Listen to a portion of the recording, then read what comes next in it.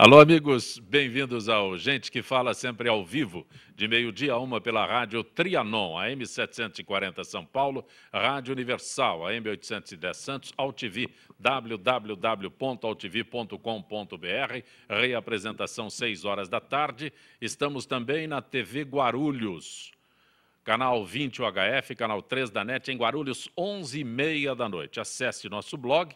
Conheça nossos colunistas e colaboradores, gentequefala.com.br, nossa fanpage, Facebook/programa Gente que Fala. Para você participar, o chat no site da AltV, WhatsApp 974012235 e ainda um telefone à sua disposição, é São Paulo 5052-6622. Participando desta edição de Gente que Fala, deputado federal Roberto de Lucena. Prazer tê-lo aqui, deputado. Muito obrigado, uma satisfação. O senhor é filiado ao PV, mas está licenciado por conta da secretaria. Exatamente. Secretário de Turismo do Estado de São Paulo. Perfeitamente. Perfeito. Temos também o deputado federal Arnaldo Faria de Sá. Prazer tê-lo aqui, Arnaldo. Prazer de novo com vocês, Zé Copé, e aqui a gente fala. O Arnaldo é filiado ao PTB. Exatamente. Há bastante tempo. 30 anos. Não exagera. Um casamento. É uma filiação longa. Empresária Ruth Vilela de Andrade. Prazer tê-la aqui, dona Ruth. Prazer é todo meu. Muito obrigada pela oportunidade. A senhora é embaixadora da BNI. O que é BNI? Também. Sim. Sim, BNI é o Business Network International. É um organismo, né, onde vários empresários estão coligados sobre uma direção internacional, né, desenvolvendo e sendo ajudados no desenvolvimento de seus negócios. A senhora fundou a Libra. O que é Libra? Não, desculpa, eu não fundei a Libra. Aqui a Libra está dizendo que a senhora é fundadora. Do departamento. Ok. Não, a Libra é um órgão internacional, né? É uma League Women Voters, Liga de Mulheres Eleitoras, votantes. Né? Eu fundei o Departamento de Agronegócios da Libra, Sim. que é um departamento onde cuidamos da educação política da nossa classe, agronegócios. Eu cometo vários deslizes. Imagina. O Arnaldo não deixa passar em branco nunca. Vereador Andréa Matarazzo, que bom tê-lo aqui, Matarazzo. Zé Copé, para mim que é um prazer estar aqui com você num programa que sempre fala, um bate-papo gostoso e sempre muito educativo para todo mundo, porque você trata de vários assuntos simultaneamente, o que faz o programa muito interessante. O senhor é filiado ao PSDB? Ao PSDB. O vereador já formalizou a candidatura? Não, ainda não, porque o PSDB ainda não definiu. Sabe que o PSDB tem... Posso falar normalmente isso, porque deve. agora com essas mudanças de legislação eleitoral, de calendário eleitoral... E depois a cultura do PSDB, que é sempre deixar para o finzinho as coisas, né? É o muro. Olha, como é que é, Arnaldo? É o muro. É real isso daí? Natural. Andréa Matarazzo, essa indefinição vai até quando? Não temos ainda uma data com relação à candidatura à prefeitura. Eu acredito que eu consiga formalizar a candidatura final de fevereiro. Eu acredito que seja um Porque tempo justo. independe de uma convenção. Eu estou falando com Andréa Matarazzo, vereador, que se mostra propenso a assumir realmente. Já assumiu uma candidatura à Prefeitura de São Paulo. Tem que formalizar a candidatura. Se tem mais pretendentes, nós temos que fazer uma escolha interna no partido. E acredito que essa escolha, até final de fevereiro, ela aconteça. Perfeito. A Câmara dos Deputados terá sessão extraordinária hoje para eleger a comissão que analisará o processo de impeachment da presidente Dilma. Terá 65 integrantes, irá proferir parecer pela continuidade ou não do processo, que depois precisará ser votado em plenário. Como nós temos 2 deputados em mandato federal, em que pese o deputado Roberto de Lucena estar licenciado, Arnaldo Faria de Sá em mandato, eu tenho todo o texto que o Pedro preparou, mas eu acho que o Arnaldo, o Lucena, tem mais condições de explicar melhor o que vai acontecer. Arnaldo está vivendo no dia a dia todo esse ambiente, esse clima. É a pessoa mais adequada para nos trazer informações. Isso não exclui a dona Ruth nem o Andréa Matarazzo da discussão, por favor. Não, na verdade é o seguinte, hoje na sessão, a partir das 18 horas, serão conhecidos os membros que irão compor a comissão. A comissão tem 65 componentes, Amanhã será eleito o presidente dessa comissão. O presidente da comissão, escolhido pelos seus pares, indicará o relator. E, a partir daí, começa o prazo de 10 sessões para a defesa da Dilma.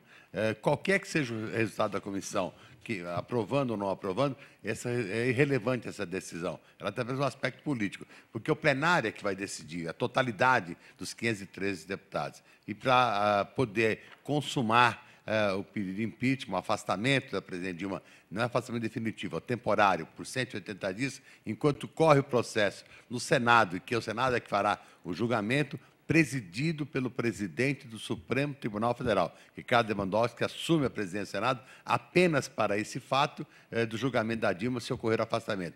Para o afastamento, o que precisa? O voto de 2/3 dos deputados para o afastamento. 342 deputados têm que votar a favor do afastamento. Se a Dilma tiver 171 votos, não tem impeachment, porque 1/3 é o suficiente para evitar que seja aprovado. Agora, quem vai decidir, Zancopé, não é o Congresso. Quem vai decidir é a rua. Se houver um moto contínuo das ruas, um abraço para a Dilma, porque todo mundo está por aqui.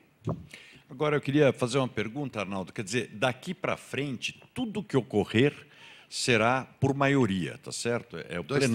plenário. Enfim, maioria qualificada. Simples, né? Porém, maioria. Portanto, quando se fala que é golpe, não existe golpe. No fundo, o processo de impeachment é um processo político, democrático e por maioria. Não é uma pessoa que resolve. Eles falam em golpe porque eles querem esconder o verdadeiro golpe que eles deram no país, com a Petrobras, com o Mensalão e com o Eletrolão. Vai acontecer um monte de coisa por aí que vocês vão ver que o golpe realmente já foi dado. Foi dado por eles, liquidando e aniquilando esse país. Dá dó você andar nas ruas das grandes cidades e ver o contingente de pessoas desempregadas, sem perspectiva de trabalho, o empresário desacorçoado, desmotivado, e tudo isso por culpa do atual governo, ou desgoverno. E ela disse em campanha que estava tudo às mil maravilhas, isso o ano passado, tudo tranquilo, não vou mexer em direito do trabalhador, nem que a vaca tussa, o pior é que a vaca tossiu e está indo para o brejo. Bom, é muito temerário tudo isso que nós estamos vivendo. Isso não é bom para ninguém. Sim. O desejável é que nós não tivéssemos chegado a esse momento de vivermos esse capítulo da história do nosso país, da forma que ele tem sido escrito. No entanto, nós temos a Câmara, o Congresso Nacional tem legitimidade de representatividade para conduzir esse processo, e nós vamos aguardar aí os próximos acontecimentos. Há muita coisa ainda para acontecer, além do que nós estamos falando aqui de um processo de impeachment que foi disparado, mas há também um processo de natureza jurídica que transcorre no Tribunal Superior Eleitoral.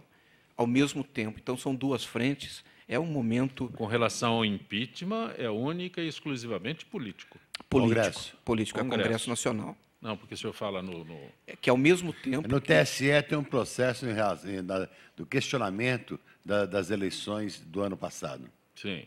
Este é outro... É outro processo. É uma outra frente, processo, é um outro né? processo. Nós temos um processo político... Que foi reaberto, né? Exatamente. Já tinha sido Exatamente. definido que não havia nada, aí o Tribunal de Contas apresentou novos dados e aí o tribunal reiniciou o processo. Isso. É isso? Então, nós temos correto instalado isso?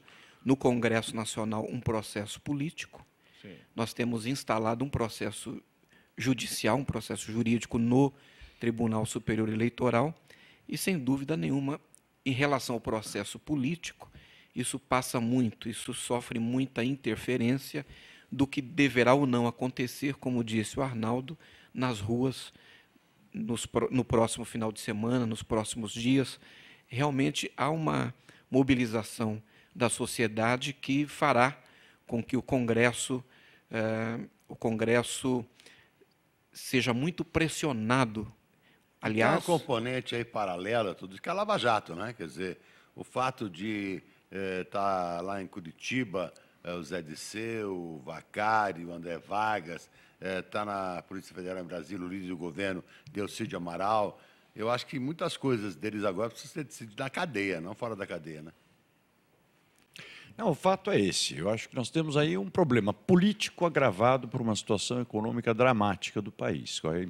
As empresas estão paralisadas, todo mundo esperando qual é a definição do processo político. Feito isso, o país readquire condições de fazer um plano econômico razoável para nos tirar do buraco que o PT nos enfiou. Porque, efetivamente, o que aconteceu, como estava dizendo o Arnaldo, uma campanha política mentirosa, de certa forma, quer dizer, mostrando o país da Ilha da Fantasia, era o país do João Santana, mas, na verdade, a gente tem que viver e conviver com o país real, que é um país com muitos problemas, e acho que hoje você não tem nenhum setor da economia que esteja trabalhando com tranquilidade. E acho que as questões sociais decorrentes disso começam a se agravar a partir de agora.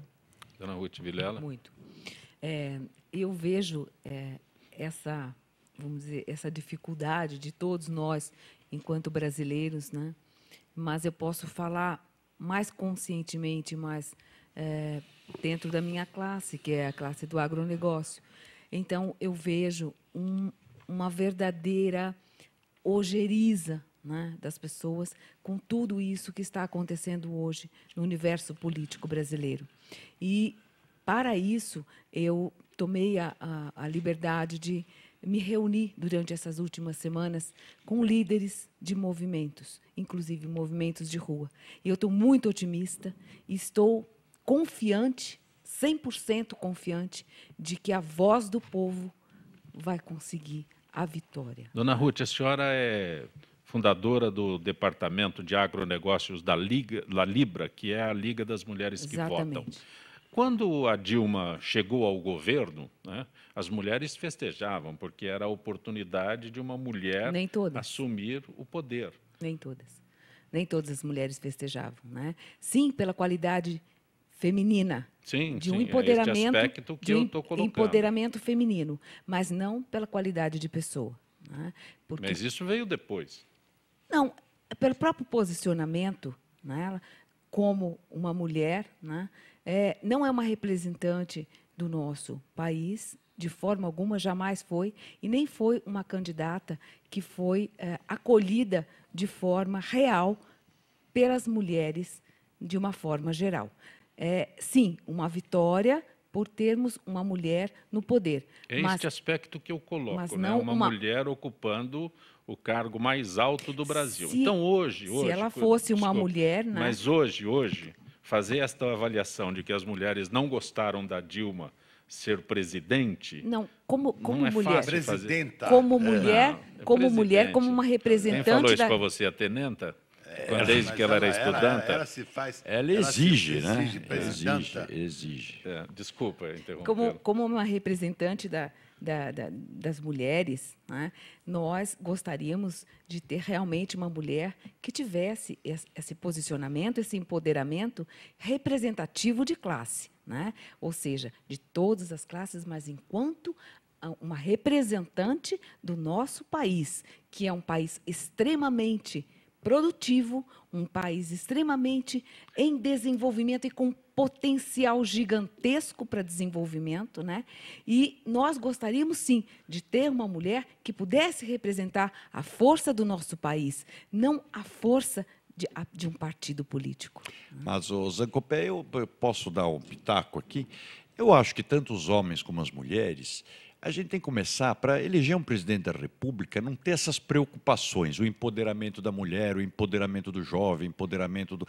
Nós precisamos, para cargos do Executivo, pessoas qualificadas, pessoas com experiência e condições de assumirem os cargos, seja mulher, seja homem, seja jovem, seja mais velho. Você vê, um presidente da República, eu sempre digo, tem que ter mais de 50 anos, a meu ver, pela experiência que tem, pela frieza necessária. Por outro lado, você vê nos Estados Unidos, o nosso presidente Barack Obama assumiu o poder com 46 anos e teve um desempenho, vamos dizer, está à altura de uma... Não vou entrar no mérito se foi grande presidência ou não, mas está à altura da posição dele. Acho que nós correspondeu à expectativa. Correspondeu. Precisamos de pessoas qualificadas, independente de sexo. Nós não podemos sempre ideologizar tudo, né? Mas a pergunta dele, desculpa, André, é que a pergunta dele foi com Não, relação à perfeito. mulher, Eu né? tô Se as mulheres comentando, mas ficaram eu estou felizes, comentando com isso. Mas eu concordo plenamente Eu acho com que o a que gente você tem está que dizendo. sempre começar a pensar, por exemplo, que você vai eleger o prefeito.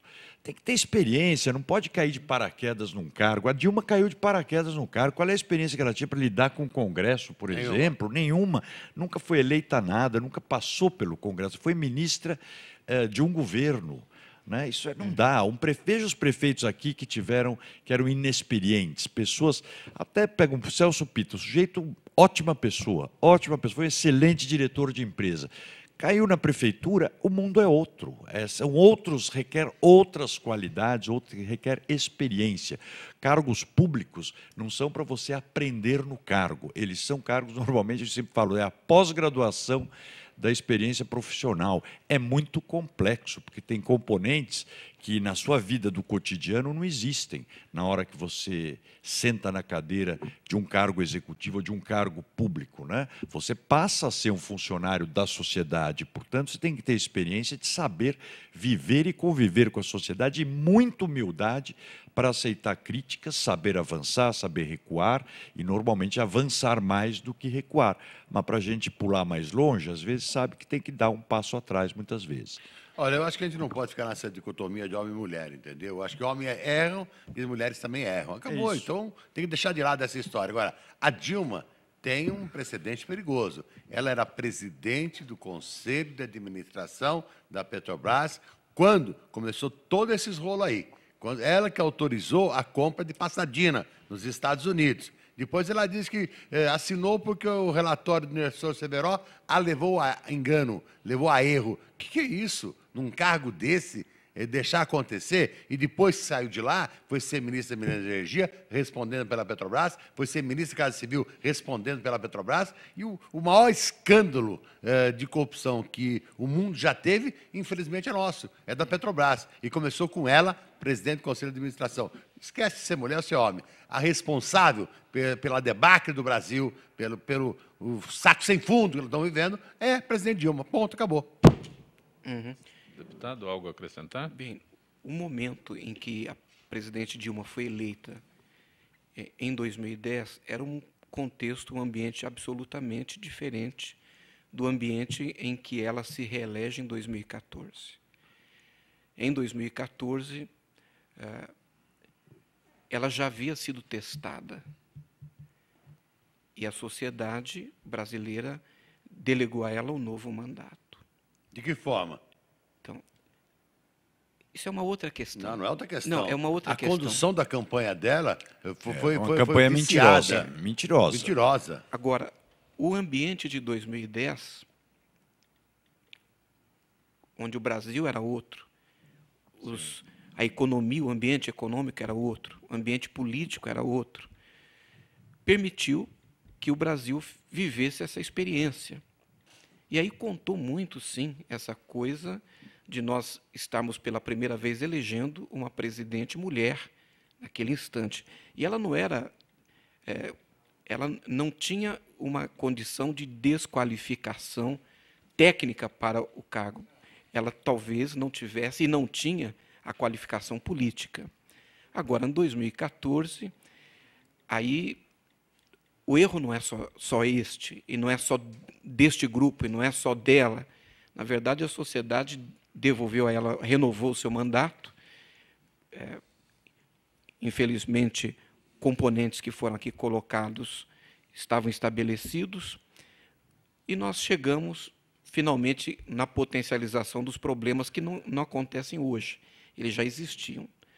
O Lava Jato não começou esse ano. O Lava Jato, ele se inicia, o processo Lava Jato se inicia bem antes do período eleitoral no ano passado. Mesmo assim, com todo esse ambiente, com todo esse clima, nós tivemos a recondução da presidente Dilma à condição de presidente eleita. Eu não concordo do deputado Lucena, não. Primeiro porque o escândalo Lava Jato é anterior ao mandato primeiro de 2010, quando ela era ministra de Minas e Energia, ministra da Casa Civil e presidente do Conselho de Administração. Só que a apuração da Lava Jato começou no final do ano passado. Então, já tinha passado a eleição, não tinha esse tamanho desse estrago que a gente está sentindo agora. Mas, infelizmente, não tem como defender a administração Dilma. A gente vê que a Dilma foi inepta administrativamente e incompetente politicamente. Eu só quero, André, assim, deixar claro que eu não estou aqui defendendo a presidente Dilma. Não, mas isso está claríssimo. Certo? Não estou aqui não defendendo. Se preocupa. Já ficou claro. Não Mas estou defendendo a presidente Dilma. É que o quadro que o senhor descreve é exatamente aquele que eu perguntei para a dona Ruth anterior, lá atrás, em 2010. Né? Então havia uma euforia porque uma mulher passou a ocupar a presidência da República. E era uma Agora, experiência absolutamente sim, positiva para o Brasil, naquele Mas momento, é lógico naquele que havia ambiente. quem não concordava já. Mas, Zacopé, tem um outro fato também. Acho que para igualar e fazer o jogo 0-0 e mostrar que não há diferença entre homens e mulheres, é que nós já tivemos um presidente homem, Fernando Collor, que também foi impeachado pela incompetência, etc. Como disse o Arnaldo também, independe de ser homem ou mulher. Nós precisamos de pessoas qualificadas Preparadas. para ocupar o cargo. Claro. Mas quanto a esse ponto, André, eu vejo assim, você acha que nós temos muitas pessoas ou algumas pessoas com essa qualificação a qual você se refere que estariam se disponibilizando a serem políticos ou estarem em cargos políticos? Naturalmente, hoje, o sucessor imediato é Michel Temer. Ele é qualificado.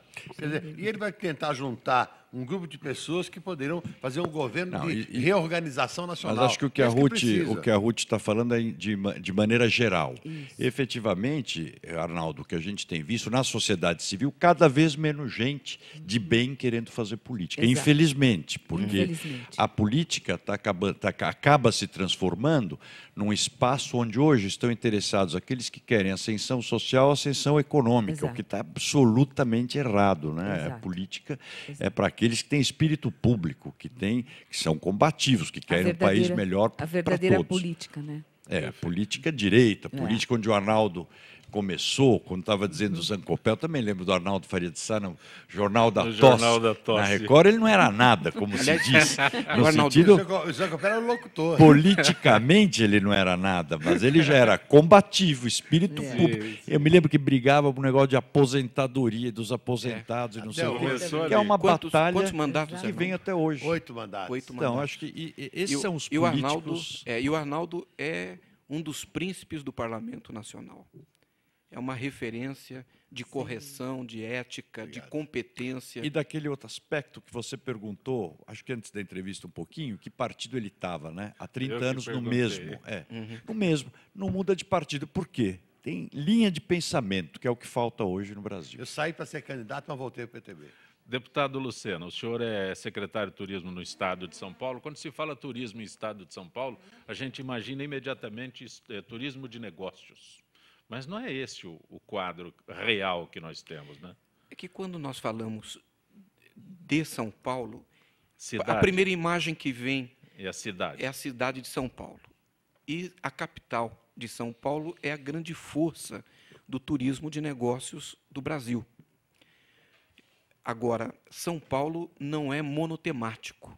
O estado de São Paulo não é monotemático em relação ao turismo. Nós temos uma diversidade de ofertas, de produtos e de possibilidades no turismo impressionante, inclusive na capital de São Paulo. Nós temos no estado de São Paulo 42 milhões de pessoas que circulam de forma que circulam promovendo, vivendo, experimentando o turismo doméstico. Turisticamente. E a maioria desses turistas são do próprio estado de São Paulo. Pois não.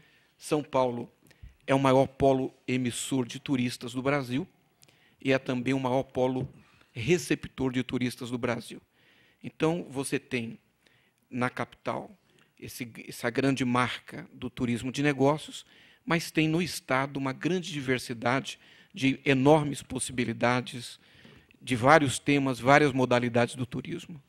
Queria dizer, aqui estava falando de turismo, né? O estado de São Paulo. O estado de São Paulo, como disse o Zancopé, a tendência é sempre pensar a cidade. A cidade de São Paulo tem o turismo de negócios, sem dúvida nenhuma, mas tem opções de turismo interessantes também quando você vai para a periferia. Você vai para Parelheiros, você tem mais de 130 cachoeiras lindíssimas para ver. Tem a Cratera de Colônia, que é um espetáculo que vem gente do mundo todo para ver, 4 quilômetros de diâmetro, também na região de Parelheiros. Aí você vai para a Zona Leste, tem todas aquelas chácaras ainda, você imagina que produzem pêssegos aqui na cidade de São Paulo, ameixas, tem pesqueiros, tem o parque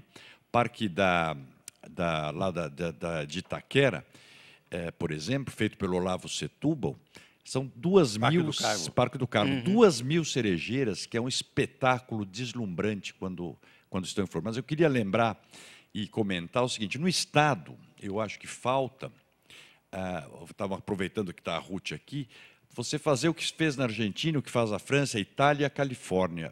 Lá fazem muito as visitas às vinícolas. Aqui poderiam se organizar sempre as visitas aos aras, aos criatórios de cavalos. Claro, que está aqui, que são uma beleza, E você tem o agronegócio é uma atividade turística muito interessante. E cá entre nós, o interior de São Paulo é mais bonito do que a Califórnia hoje. Uma beleza, com estradas. E agora também os 5 aeroportos que finalmente o governo federal autorizou o governo do Estado a fazer as PPPs, privatizar, vão funcionar direito. E você tem um outro potencial turístico em São Paulo, deslumbrante, que são os reservatórios das usinas hidroelétricas. Lá no complexo de Urubupungá, por exemplo, cidade de Ilha Solteira, ou mesmo em Presidente Epitácio, onde está no Pontal do Paranapanema, onde está a usina de Primavera. São áreas deslumbrantes com cidades... Não, fora Barra Bonita e a própria hidrovia, que era a paixão do Montoro, que você poderia ter... Eu me lembro quando eu era presidente da CESP, eu fiz o barco da... Era uma chata que descia dando aulas de verde e meio ambiente, de fazer o turismo pela hidrovia Tietê-Paraná, que é deslumbrante também. Agora, além disso, você tem Benê, aqui secretário, também... não perder a oportunidade. São Paulo está construindo a maior feira de exposições da América Latina aqui na Imigrantes, né? Exatamente. Perto do Ipiranga, Fontes do Ipiranga. região do Arnaldo Faria de Sá. Na verdade, nós temos no turismo apenas boas notícias. Esse momento é o momento do turismo no Brasil. E é uma janela de oportunidades incrível, aberta, para incremento da economia, retomada da economia, especialmente no momento em que nós temos a desvalorização da moeda. E aí, de certa forma, isso beneficia o agronegócio e beneficia muito o turismo, porque a viagem para o exterior acaba ficando muito cara. Nós estamos falando de 4 por 1. Mas vir para o Brasil fica barato. E a viagem dentro do Brasil é muito mais compensatória do que a viagem para o exterior. Aí São Paulo, como eu disse, não é monotemática, que tem essa diversidade incrível, porque você não tem, por exemplo, só sol e mar. Se você fala de sol e mar, você tem no estado de São Paulo 622 quilômetros de praia. Nós somos o 3º estado do Brasil em dimensão de praia. Mas você tem, a exemplo de Campos do Jordão, uma diversidade de cidades com esse apelo de montanha, esse ambiente charmoso, o apelo do charme. Mas você tem o turismo gastronômico. Circuito das Águas. Vários circuitos, são 37 circuitos. Nós temos, por exemplo, o estado de São Paulo é o centro gastronômico da América do Sul. A capital gastronômica da América do Sul. O turismo religioso, Aparecida recebe 12 milhões de pessoas por ano. Aqui na capital, o Templo de Salomão já recebe 5 vezes mais turistas do que o Cristo Redentor recebe por ano. Então, São Paulo identificou estrategicamente o turismo como um importante vetor de desenvolvimento da economia. O turismo é uma atividade econômica transversal, movimenta 56 setores da economia, gera no estado de São Paulo 1 milhão de empregos diretos, gera para cada emprego direto 2 empregos indiretos, contribui com 9,76% do PIB do estado. E São Paulo investe, nos últimos 5 anos, investiu 1 bilhão e 200 milhões para, principalmente, infraestrutura turística, através de recursos que foram destinados a 70 cidades, que são as estâncias, são municípios indutores de turismo. Quando você falou de Aparecida, Aparecida, inclusive, tem uma região do seu entorno, Cachoeira, Guaratinguetá, aquelas cidades Que todas. é chamado Vale da Fé, é exato. toda a região em torno de Aparecida. Agora, além das 70 estâncias, São Paulo agora, a partir do próximo ano, passa a ter mais 140 municípios de interesse turístico. Então, são 210 municípios, André, indutores de turismo no Estado. É um conjunto que nenhum outro Estado, nenhuma outra unidade da Federação tem. E isso tudo somado à infraestrutura que São Paulo possui, resultado da ação de governo das últimas décadas no Estado. Uma ação em infraestrutura que, por exemplo, possibilita que São Paulo, das 20 eleitas melhores rodovias do país, 18 estão no Estado de São Paulo. Verdade. Nós temos aqui as duas principais portas de entrada no país, que são o aeroporto de Guarulhos e de Viracopos. Nós temos o maior porto da América Latina em Santos. Nós temos em Congonhas o segundo maior aeroporto em fluxo de passageiros domésticos do país. Isso tudo, essa gama de infraestrutura, somado às ofertas, às possibilidades, fazem de São Paulo grande ambiente para o turismo nacional. Fico feliz de ouvir o que ele está falando, o nosso secretário Roberto, porque, pelo menos, o Estado está provendo estrutura para receber os turistas, inclusive todos os turistas que o município de São Paulo, na gestão do prefeito Fernando Haddad, está espantando aqui da capital.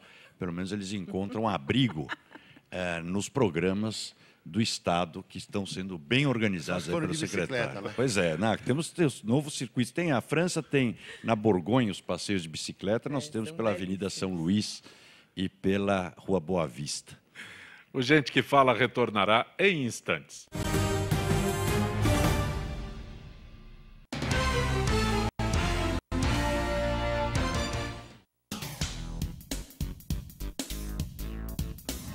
Sim, meus amigos, muito prazer, sou Sérgio Oliveira e estou aqui para lembrar vocês que toda segunda-feira, 9 horas da noite, eu estou aqui na TV da internet com o Futebol Alternativo TV. Sim, Série D, Série C, Copas Estaduais, as inscrições de acesso, tudo aquilo que nenhum outro programa esportivo fala, tem a coragem, a capacidade de falar, nós falamos aqui na TV. Toda segunda, 9 horas da noite, só aqui na TV da internet.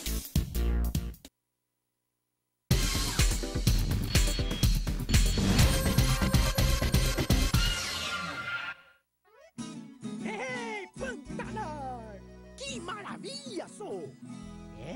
Mas aqui os peixes já estão diminuindo. Por isso, é bom cuidar e proteger os rios que é aqui, ó, onde eles nascem. O Pantanar depende das nascentes e das cabeceiras. E nós também, ué. Então, pessoal, vamos ajudar. Afinal, tamo tudo junto, no mesmo barco.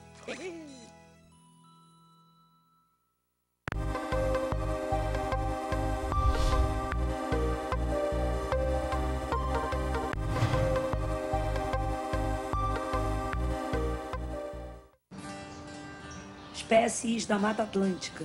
O Parque Nacional da Tijuca fica no coração do Rio de Janeiro e no coração do parque fica a Floresta da Tijuca, a maior floresta urbana do mundo, com uma extensão de 3.953 hectares de Mata Atlântica.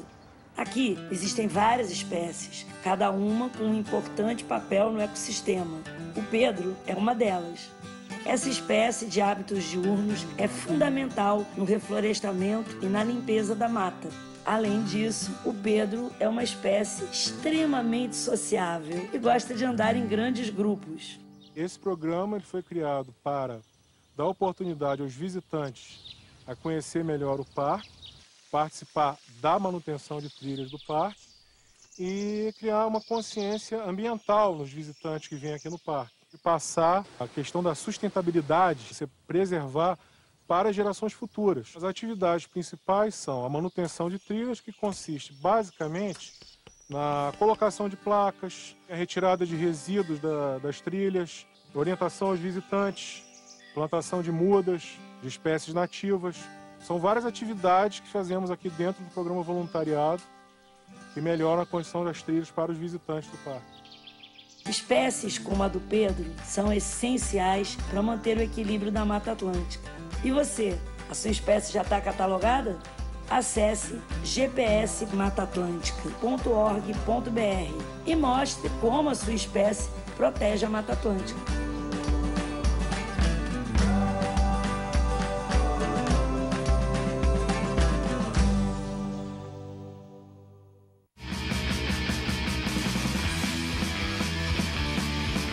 Olá, eu sou João Carlos Boldan e apresento aqui na UTV toda segunda-feira, a partir das 14 horas, o programa Saludes, com o apoio da Quantum Bio. Falamos das medicinas ancestrais, como a acupuntura, que é a minha especialidade, mas também de medicina quântica, biorressonância, biofísica, para a qualidade de vida e saúde. Venha com a gente toda segunda, às 14 horas, aqui na UTV.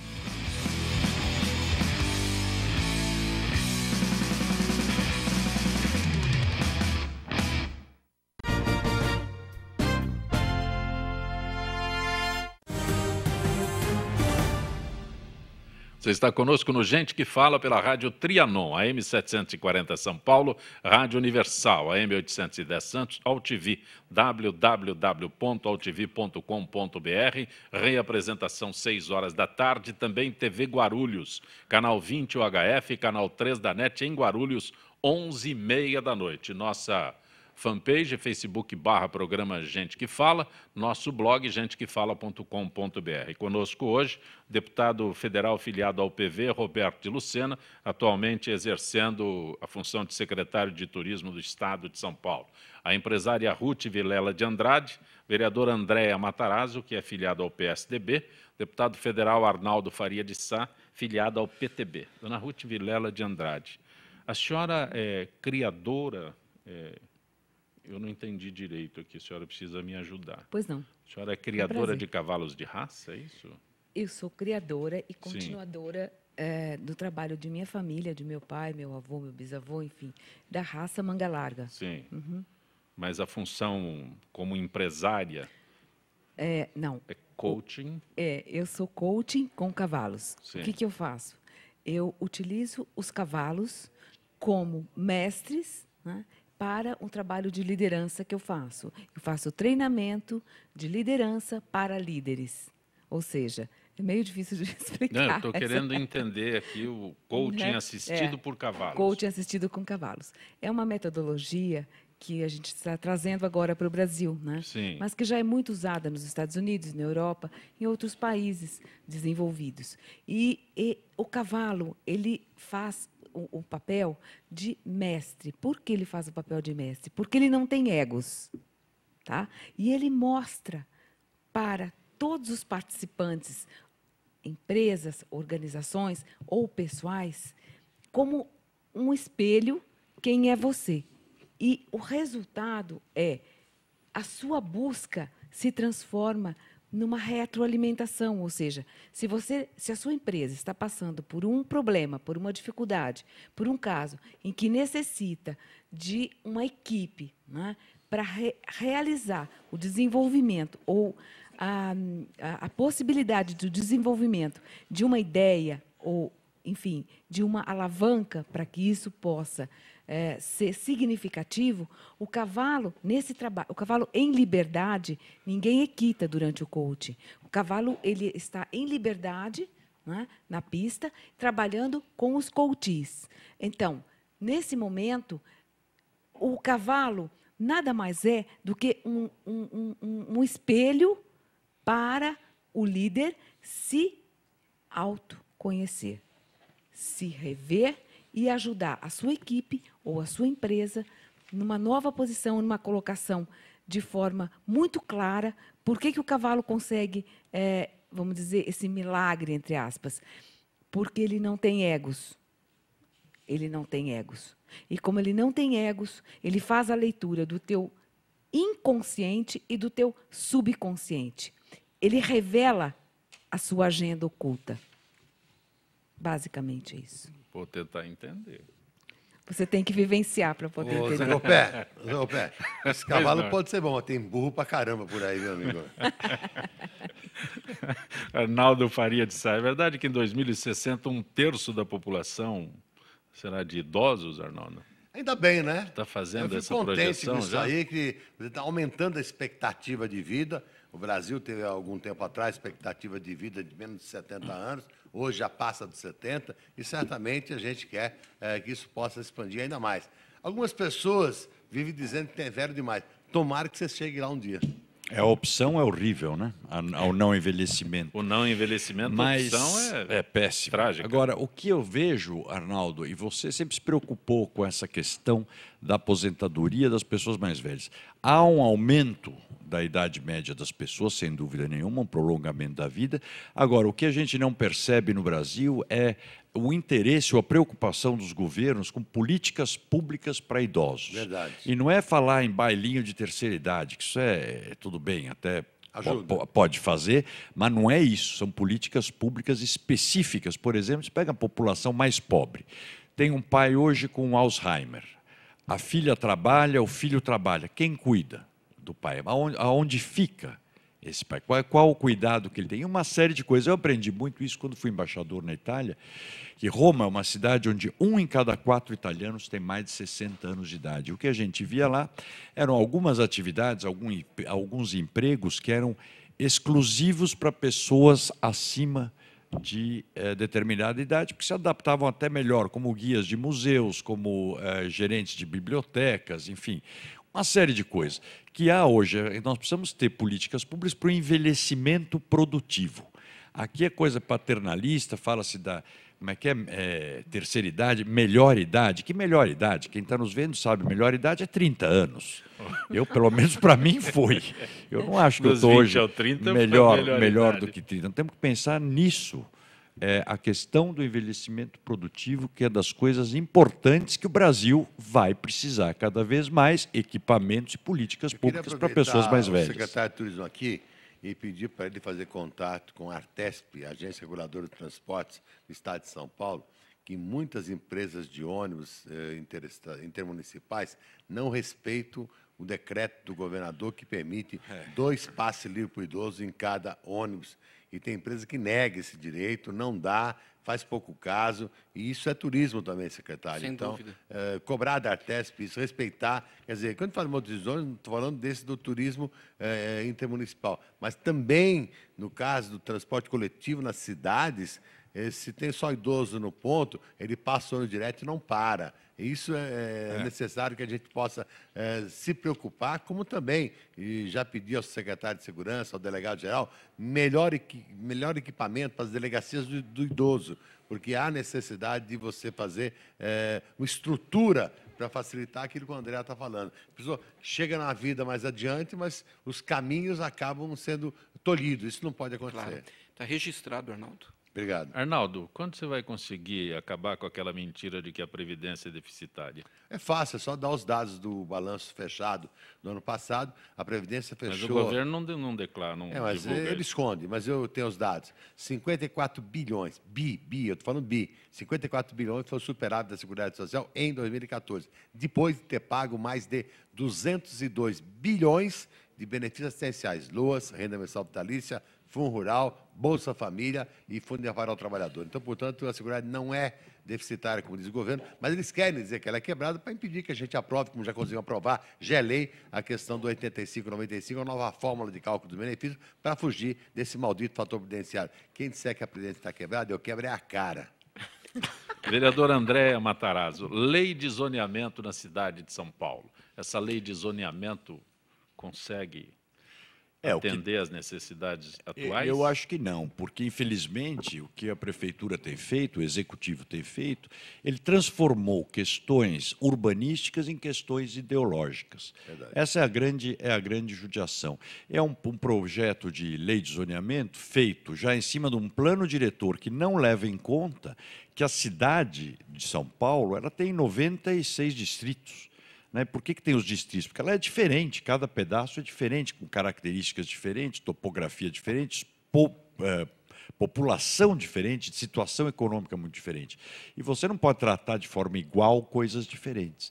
E é o que tem acontecido. Por exemplo, o prefeito tem obsessivamente insistido em levar para as zonas estritamente residenciais, ele quer abrir para comércio, ou para atividades que não sejam estritamente residenciais. Você vai pôr numa avenida que passa dentro de um bairro residencial, quer abrir templos, quer abrir restaurantes, quer abrir... Para quê? O morador que está lá é contra. todo mundo é contra, e no fundo, para o morador de lá, até valorizaria o imóvel, mas não querem. Então, são coisas que eu não percebo preocupação com a população. O que a população quer não é mudar para o centro, como o prefeito insiste, né? Adensar o centro. O que a população quer, quem mora em Itaquera, quer que a cidade chegue em Itaquera. Quem mora em Guaianazes quer cidade em Guaianazes, UBS, hospital, enfim, shopping center, cinema, Por que o prefeito atividade. não muda para Cacolândia, hein? Pois é, o prefeito, mas o prefeito eu sempre digo, o prefeito Fernando Haddad, ele de cidade, Zancopé, ele conhece a cidade universitária. Acho que é de lá que ele nunca saiu. E ele imagina que São Paulo seja inteira assim. Então ele vai da casa dele para o gabinete de helicóptero, chega lá, pousa, desce. Se ele desse uma volta pela cidade, eu acho que São Paulo é composta por N cidades. Mas ele não vai de bicicleta? Não vai, fez as ciclovias, é para o povo. Para ele não usa, só de vez em quando para tirar fotografia. Aliás, por falar em fotografia, eu vi outro dia o prefeito fazendo uma foto, voltando acho que da França, e tirou foto na classe econômica do avião. É uma certa demagogia. Aí pedi um levantamento das viagens da prefeitura. Pasme, quem campeã de viagens, gastou mais de R$200 mil em passagens aéreas, a vice-prefeita. Conheça o mundo através da vice-prefeita. Ela é do PCdoB. A turma aprende rápido a coisa que é boa, né? De viagens à França, etc. Do prefeito também, é o segundo maior viajante da cidade. Ou seja, são pessoas que não têm noção da prioridade da população paulistana. Na periferia, nos bairros da classe média, todo mundo está descontente com essa lei de zoneamento. Tem uma verdadeira zona. Como a Câmara está vendo isso? Não, pois por isso, quer dizer, a parte dos vereadores tem brigado. Nós temos brigado diuturnamente. O que a gente vê que, infelizmente, o rolo compressor do governo, entregando às subprefeituras, tentando agradar a todos para aprovar um projeto que não vai ao encontro ao que a população quer. E aí não é ele falar que é de elite, não. Você vê os mais descontentes, a periferia está descontente, principalmente, a classe média está descontente. Então é um plano é que o prefeito ele é um plano de... Mas o que pode acontecer com essa atitude do Ministério Público sobre o mau uso do dinheiro das multas na prefeitura? Não, qual é o posicionamento da Câmara? Não, o posicionamento nosso é isso, é brigar, mas nós somos na oposição, Zancopé, 10 vereadores, é a bancada do PSDB, de vez em quando o PSOL também nos acompanha. São 10 contra 45. São 55 São 55 vereadores. Quer dizer, eles têm poder para atropelar a oposição. Nós temos brigado o que é possível. O dinheiro aplicado errado das multas, por exemplo, cadê? Cadê recapeamento da cidade de São Paulo, que não existe mais? Né? A cidade está tudo abandonado. Eu sempre falo, e não é a questão do que o prefeito não faz, porque não fazer a gente já sabe, desde o começo do governo não fez nada. Mas ele está tirando o que tinha. Inspeção veicular, ele acabou com ela. Né? Nós estamos vendo, o problema de poluição é grave. As AMAs, fechou mais 6 ou 7 AMAs. Para que fechar unidade de saúde? Os telecentros que a cidade tinha, deixou 4 ou 5 só abertos, fechou todos. Quer dizer, não contente em não fazer nada, está destruindo aquilo que existia. E o lei de zoneamento, eu sempre pergunto, a quem interessa essa lei de zoneamento que está sendo feita? Porque eu não vi. Mas não é só especuladores, eu não estou vendo ninguém satisfeito e tenho brigado muito com isso. A senhora mora em São Paulo? Moro em São Paulo. E a cidade é essa maravilha que dizem? Infelizmente, eu não posso dizer isso, né? Enfrentamos realmente problemas seríssimos, como o André está colocando, e muitos outros problemas, né? Porque nós temos, assim, problema com o trânsito é uma coisa, como é que você vai dizer, como é que você vai se programar para ter 3 reuniões durante o dia? A não ser que você tenha helicóptero, mas se você for um cidadão de posses que possa ter um automóvel, você não pode. Você perde um dia para se deslocar de um lado a outro, de um bairro a outro da cidade, né? Então, eu acho que são vários os problemas, vários. Prefiro o campo. Secretário, o senhor disse que São Paulo é um estado multitemático. Quando a gente pensa em praia, a gente imagina o Nordeste imediatamente. O senhor falou de turismo religioso, aí o André falou sobre o turismo de agronegócio. Mas nós temos aqui em São Paulo... Nós temos em São Paulo um forte turismo rural. Me deixou pensando até agora o que ele citou dessa modalidade de turismo. Pode ser desenvolvido um roteiro interessante, um circuito turístico interessante. Agora, nós temos em São Paulo um turismo rural muito forte. Nós temos 800... E os rodeios também, né? Barretos, Jaguariúna, Cajamar, várias cidades do estado. Já há um circuito dos rodeios, que é o circuito sertanejo, que se organizando e se fortalecendo. Tem até boiódromo. Boiódromo. É verdade, é boiódromo. Sim. Local específico para poder realizar os eventos. Agora, para o Lucena, que é importante isso que ele está falando, porque é o seguinte, quantos paulistanos nunca viram uma galinha ao vivo? Vamos usar outro bicho, um bode ao vivo, vai. Não, mas é verdade, ninguém vê. Lembrei do Fausto que levou os estudantes para mostrar uma chácara. Deve ter ficado fascinados. Colocou umas salsichas e falou, isso é um pé de salsicha. Para esclarecer foi difícil. Mas as pessoas acreditam. Porque não veem, hoje em dia... Nunca viram uma árvore assim. O paulistano não consegue ver um bicho. Mas nós temos 800 propriedades rurais no estado de São Paulo. Cada vez mais nós temos propriedades rurais organizadas, com qualidade, com excelência de serviço, para visitação, abertas à visitação. Então, hoje São Paulo também nessa modalidade é campeã nacional. O turismo rural está muito bem organizado em São Paulo, se desenvolve muito em São Paulo. Nós temos cases de mais absoluto sucesso aqui. Que bom. Dona Ruth, onde a senhora realiza este coaching assistido por cavalos? Nós fazemos esse trabalho no Aras, em Tietê, na cidade de Tietê, né? Lá nós temos também outras modalidades. Nós criamos ovelhas leiteiras e produzimos queijos de ovelhas. Né? Esse é um caso que o André está falando da confusão. As pessoas dizem, eu adoro queijo de cabra. Elas acham que cabra e ovelha são primas, né? Assim, mudam só de nome. Então, existe realmente uma falta de comunicação, uma falta de informação, né? E eu acho que até uma educação rural. Falta de conhecimento. Sabe? Isso é conhecimento, claro. Obviamente é conhecimento. Mas como nós não temos educação rural, ou seja, toda a população do campo, né? Isso eu digo porque eu nasci e fui criada em fazenda, então eu posso dizer, desde a época do meu avô, foi instigada, de alguma forma, a vir para os grandes centros e se deslocar de forma a vir se aglomerar, sem capacitação, sem moradia, com dívidas e sem emprego. Tá?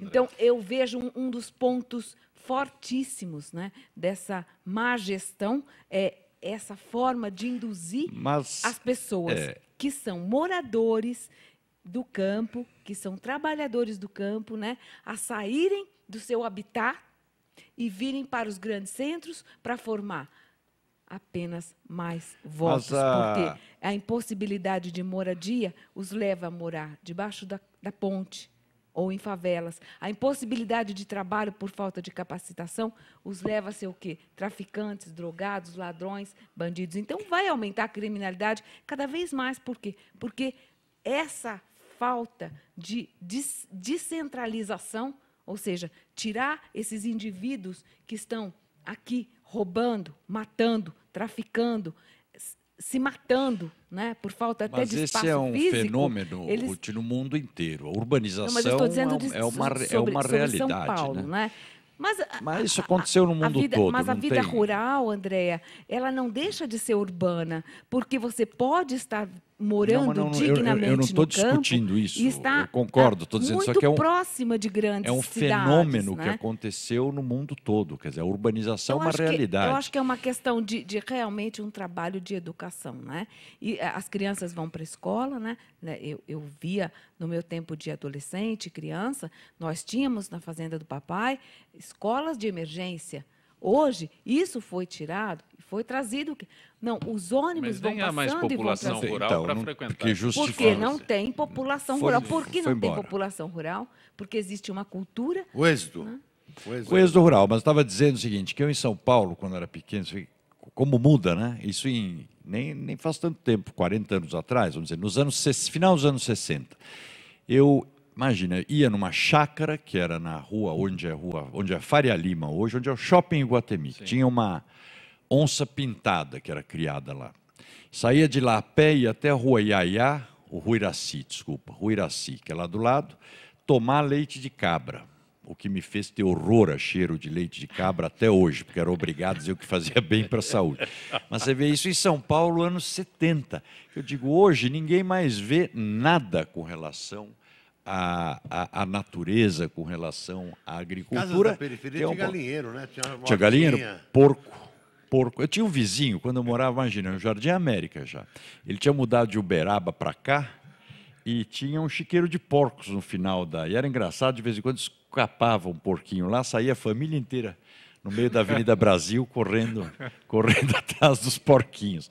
Mas essa era a vida de São Paulo e que eu acho que a gente tinha obrigação de dar oportunidade para as pessoas conhecerem. Ah, mas bem mais. Muito mais. Arnaldo, está uma polêmica muito grande das pessoas que querem recolher os benefícios devidos às domésticas nessa nova regulação, né?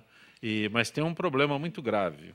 Parece que você já está pensando em flexibilizar aquele prazo, por exemplo, do mês de dezembro, aqueles que recolhem dia 7, mas é só a partir do dia 1º. Quem quiser recolher o mês que vem tem que esperar dia 1º de janeiro. É porque o sistema da Receita, ele não permite antecipação de pagamento. Tem que terminar o mês para começar. E o período é muito pequeno para poder processar todo o período. Então, nós estamos negociando com a Receita um alargamento do prazo para evitar que as pessoas tenham prejuízo. Até porque os problemas do mês passado não foram totalmente superados. A Receita achava que superaria tudo. Não superou e vai continuar essa dúvida aqui no vencimento de hoje. Nós estamos lutando para prorrogar esse vencimento. Agradeço a tua gentileza de ter participado Eu do que nosso agradeço Gente o que Fala. convite, uma alegria estar aqui com o André, o companheiro Lucena do Congresso Nacional. Quer dizer que é uma satisfação a gente estar aqui com a Ruth também. E, para mim, me perdoem todos, a alegria de ver o meu locutor do Jornal da Record ao meu lado. Muito bom. André Matarazzo, vereador, grato. Muito obrigado pelo convite, estar aqui nessa mesa, sempre inteligente, sempre divertido. Eu falo um programa diferente, que a gente fica à vontade, pode interromper um outro. É o que eu falo, muito mais... Consegui segurá-lo mais 10 minutos, que muito era o teu horário de mais sair. Interativo com a sociedade do que aquele coisa padrão, fechadinha dos programas de rádio. Secretário Roberto de Lucena, muito bom tê-lo aqui. Espero que tenha oportunidade na tua agenda para retornar. Claro, sempre que você me permitir. Zé Compé é uma satisfação. Parabéns. Uma satisfação também estar aqui com a Ruth, com o Arnaldo, que é uma referência e um amigo muito querido, muito especial. E o André, que é um dos brasileiros que orgulha a todos nós aqui no estado de São Paulo. Ruth Vilela de Andrade. Muito bom tê-la aqui. Tem algum endereço muito que você obrigada. queira deixar? Nós temos, sim. Nós temos um endereço, um site, né, do coaching, que é o http coachcomcavalos.blogspot.com, né? E o nosso e-mail é mangalargadobem@hotmail.com. Grato por ter vindo Eu a Gente que agradeço, foi um prazer enorme estar aqui com vocês. Manga larga do bem, porque tem manga larga do mal? Tem. E o Zé Compé? Tem. E só, Pois não, Luciano. e só aproveitar para dizer o seguinte, nós estamos chegando na alta estação, período de final de ano, de festas, e estimular, encorajar ao nosso povo todo a conhecer, a descobrir o estado de São Paulo. São Paulo com todas as suas belezas, a sua diversidade, as suas riquezas, realmente vale a pena ser conhecido, descoberto, e o interior de São Paulo está simplesmente maravilhoso. São Paulo de portas abertas, preparado para receber cada vez mais esse fluxo turístico que aumenta, que cresce. São Paulo, o paraíso do nosso país. Grato. Gente que fala... Se eu tiver um segundo, gostaria só de fazer minhas considerações finais, que eu gostaria de fazer um apelo à população brasileira, aos paulistanos e a todas as pessoas que tiverem um coração verde e amarelo. Vamos para a rua dia 13, gente. Gente que Fala tem a direção-geral do jornalista Fausto Camunha, a diretora de produção Zenilda Salvato, redação Raela Brandão, Pedro Esquiavão, na pauta José Carlos Sicarelli, produção cultural Ricardo Godoy, na rádio Trianon Benebenê, Cléo Rodrigues, Neildo Neres, Ricardo Valim, na direção da TV Guarulhos, Fernando Mauro, na direção da UTV, Alberto Luquete, na técnica James Eduardo, Marcelo Fontan, Sérgio Oliveira e Iago Matsumoto. Estaremos de volta amanhã, meio-dia. Gratos, até lá.